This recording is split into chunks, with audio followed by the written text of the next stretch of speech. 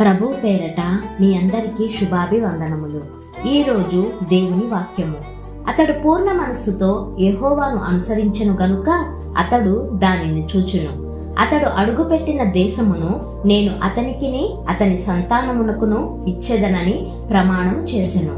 ద్వితీయోపదేశ కాండము 1వ అధ్యాయము 36వ వచనము. ప్రియ సహోదరి సహోదరుడా, పూర్ణ హృదయంతో దేవుణ్ణి వెంబడించే వాళ్ళ కోసం దేవుడు ఏమైనా చేయగలరు, ఎన్ని ఆశీర్వాదాలైనా ఇవ్వగలరు.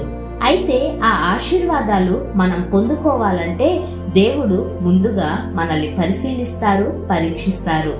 ఎలా అంటే, ఏ పనైతే మనకి చేయడం ఇష్టం ఉండదో ఆ పని చేసేలా రావడం, ఏ దారిలో వెళుతున్నా అడుగడుగునా ఆటంకాలు రావడం, ఏం సాధించాలన్నా పెనుగులాటలే రావడం, ఇలా ప్రతి విషయం వెనుక ఒక్కొక్క ఆశీర్వాదం దేవుడు దాచి ఉంచారు.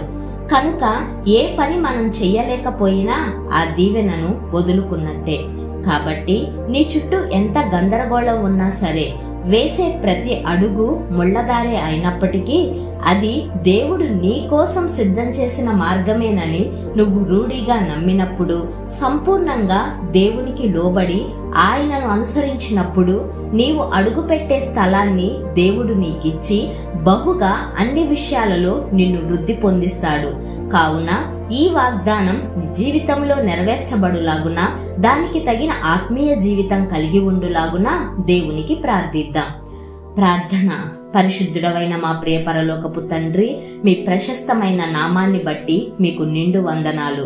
గడిచిన కాలమంతా కాపాడి మరొక నూతన దినంలోకి తీసుకువచ్చినందుకు వందనాలు. అయ్యా, నీవు మరొక దినమున ఆయుష్ను పొడిగించినందుకు స్తోత్రములు. మీ చిత్తం, మీ ప్రణాళిక నెరవేర్చుటకు లోబడే జీవితాన్ని మాకు దయచేయండి.